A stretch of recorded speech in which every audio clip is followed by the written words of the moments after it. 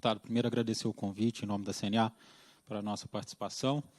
E eu acho que, similar ao Roberto, talvez seja a entidade que esteja envolvida na tratativa dos dois temas, tanto os fertilizantes quanto bioinsumos em similaridade.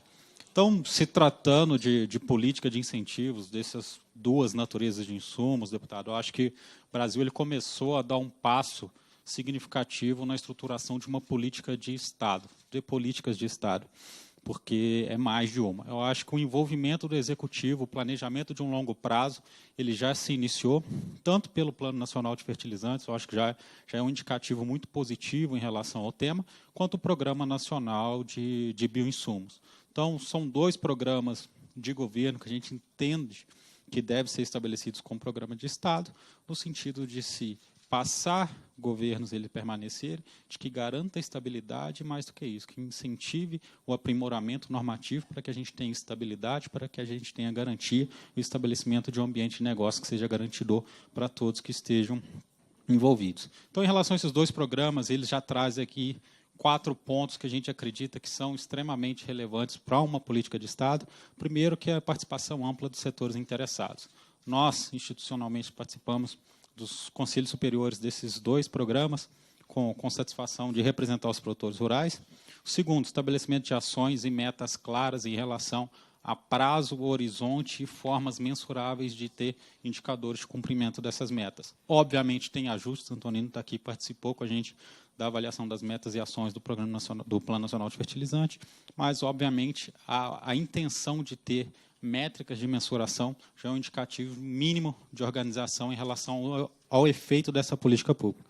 Segundo, os dois prevê o aprimoramento científico e tecnológico e o desenvolvimento desses setores, que é ponto relevante que a gente acredita que a sustentabilidade do setor de insumo está muito atrelada à pesquisa e à inovação e à capacidade do Brasil como Estado em estabelecer esse desenvolvimento. E ainda, por mais que também caiba ajuste, há uma estrutura de financiamento tanto para pesquisa quanto para custeio e investimento estabelecidos e discutidos nos dois planos. Então, acho que a gente já começa a dar um passo de uma política de Estado, mas, obviamente, essa casa tem um papel relevante também no que se refere à regulação.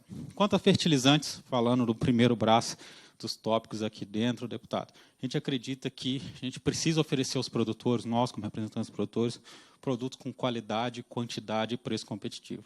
Parece uma receita fácil, do bom, bonito e barato, e, obviamente, problemas complexos não têm solução rasa e a gente não tem uma bala de prata.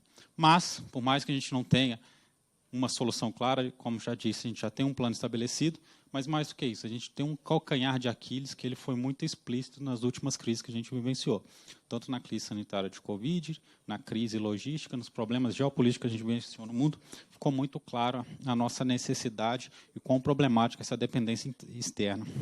Então, quanto a fertilizantes, nós da CNA apoiamos 2 grandes pilares. O primeiro é o acesso, ou seja, ampliar no curto prazo a diversificação e diversificar a origem desses produtos, como o Polidoro muito disse, e é de conhecimento de todos, a gente tem uma concentração muito grande. Se a gente pega os top 5 para os diferentes nutrientes, no mínimo 60% do nosso mercado é dependente dessas origens. Então, diversificar é o primeiro prazo. Segundo, tropicalização de pesquisa e desenvolvimento de fertilizantes adequados às nossas realidades de produção. É algo que a gente precisa aprimorar e muito. E terceiro, o acesso às matérias-primas. Então, já foi muito discutido aqui a questão de infraestrutura e preço para gás, a questão regulatória para mineração e acesso aos insumos dos fertilizantes minerais, mas um único erro que a gente não pode cometer nesse processo, eu pontuo aqui, o Antonino talvez compartilhe da mesma opinião, a gente chama de erro paternal. É aquele pai que quer proteger o filho, oferecer as melhores circunstâncias possíveis, e ele não está preparado para as condições de mundo, quando ele vivenciar. A gente não pode cometer esse mesmo erro em querer proteger a indústria nacional, por exemplo, tarifando o produto importado. Obviamente, como na vida, essa conta vai chegar um momento, e nesse caso ela vai chegar mais rápida, e na maioria dos casos, para o produtor rural, que é a ponta aí menos favorecida desse processo.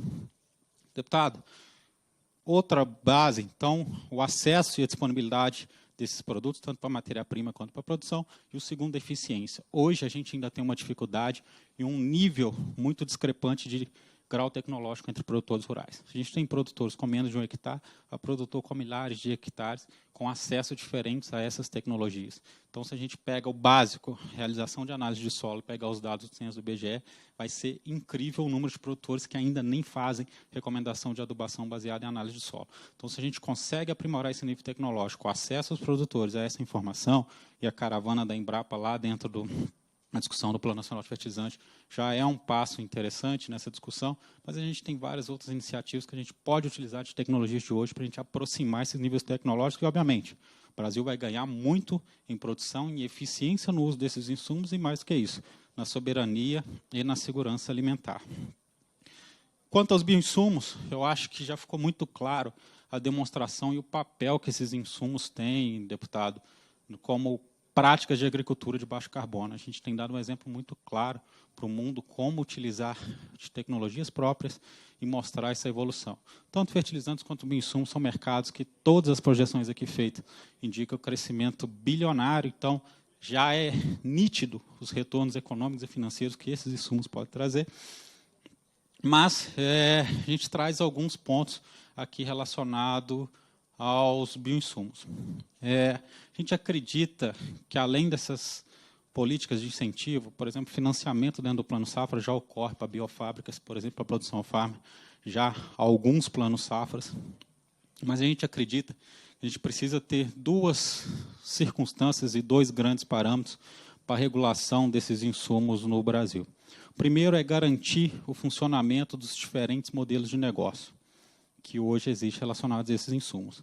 Seja aqueles que adquirem insumos de uma companhia, os produtores adquirem insumos para replicação na propriedade, aqueles produtores que querem produzir todas as etapas que a gente chama do on-farm dentro da propriedade, e aquele que quer comprar produto pronto para uso de prateleira. Então, a gente precisa sustentar esses três modelos de negócio. Eu acho que não há quem seja contrário à manutenção desses três modelos de negócio. Na outra ponta, a gente precisa garantir identidade, inocuidade e qualidade desses insumos. O único erro, voltando similar ao erro paternal que a gente não pode cometer aqui, é misturar esses conceitos e usar um como desculpa para impedimento do outro. E essa discussão, ela não é nova e, obviamente, ela é muito justa e válida, e já ocorreu para outros insumos.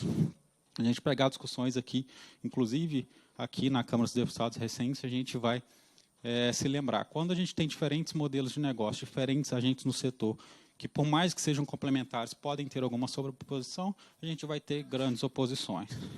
Quando a gente discutiu sementes e mudas, salvar sementes para uso próprio, essa discussão foi muito inflamada na mesma linha.